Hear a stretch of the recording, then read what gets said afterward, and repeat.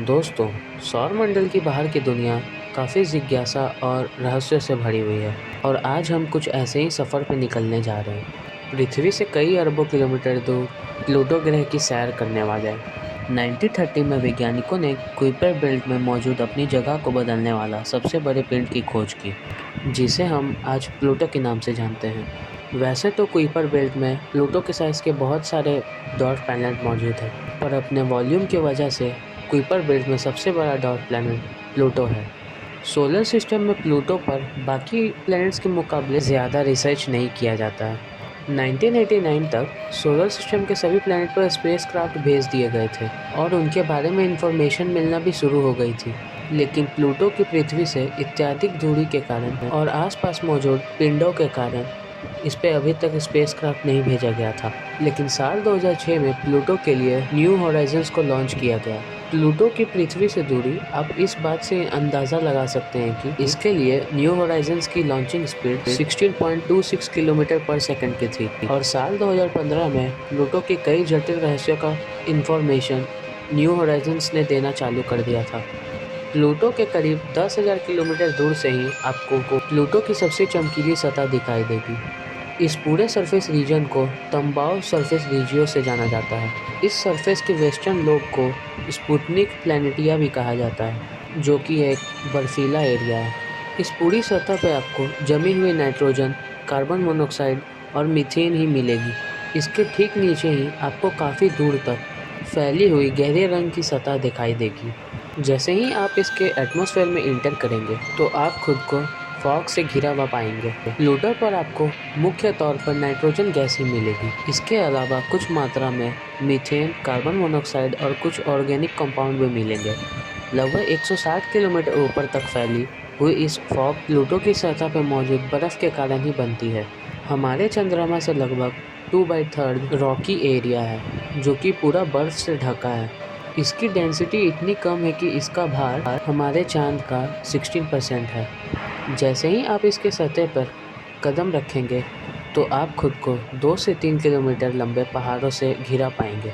इसके साथ ही आपको यहाँ 250 किलोमीटर से भी ज़्यादा लंबे ज्वालामुखी के क्रेटर्स दिखेंगे, जहाँ पहाड़ मीथेन जैसे गैसों से जमे हुए ढके मिलेंगे, जो किसी बर्फीली पर्वत से कम नहीं होंगे। तो वही इसकी सतह लगभग 98% तक सॉलिड नाइट्रोजन से ढकी हुई मिलेगी। इसके एटमॉस्फेयर का सरफेस प्रेशर पृथ्वी के 1 लाख गुना ज़्यादा होगा, जिसका मतलब यह है कि यहाँ आपको किसी तरह का कोई दबाव महसूस नहीं होगा। प्लूटो का सरफेस टेम्परेचर -240 डिग्री सेल्सियस से लेकर -226 डिग्री सेल्सियस के बीच रहता है। प्लूटो का ग्रेविटेशनल फोर्स काफ़ी कमज़ोर है। इसकी ग्रेविटी हमारी पृथ्वी के 6% के करीब है। ये सच में किसी स्पेस स्टेशन की ग्रेविटी के आसपास ही है।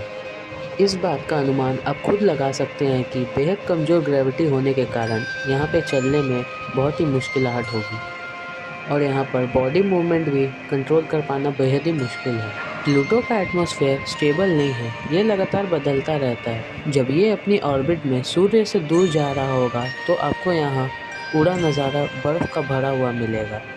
इस बात में कोई भी शक नहीं है कि आपको लंबे समय तक बर्फ़ की बारिश भी देखने को मिले। ज़मीन से हटकर अगर आप आकाश की ओर नज़र डालेंगे तो आपको हल्की नीली लेयर के आगे कई सारे तारे देखने को मिलेंगे। इन्हीं तारों के बीच आपको प्लूटो के 5 चंद्रमाओं का नज़ारा भी देखने मिलेगा।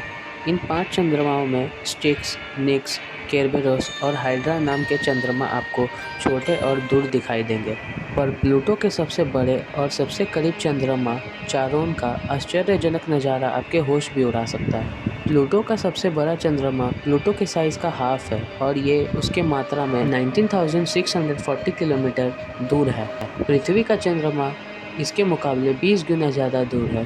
प्लूटो की सबसे अजीब और विचित्र बात यह है कि इसके सफ़र के दौरान शायद आपको तंबाओ रीजियो वाले सरफेस के नीचे बर्फ़ के समुद्र भी देखने को मिल जाए। वैज्ञानिकों को जिस तरह का डाटा यहाँ मिल रहा है और इस हिसाब से ये संभव हो सकता है कि इस बात से भी पूरी तरह इनकार नहीं किया जा सकता है कि इसके समुद्र के नीचे जीवन ना हो, पर वैज्ञानिकों के पास इसके बारे में कोई ठोस इन्फॉर्मेशन नहीं है।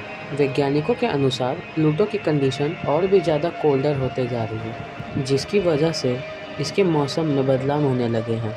इसके चलते संभावना है कि प्लूटो धीरे धीरे अपने एटमॉस्फेयर खो देगा। ऐसे ही फैक्ट्स जानने के लिए सब्सक्राइब करिए इस चैनल को। धन्यवाद।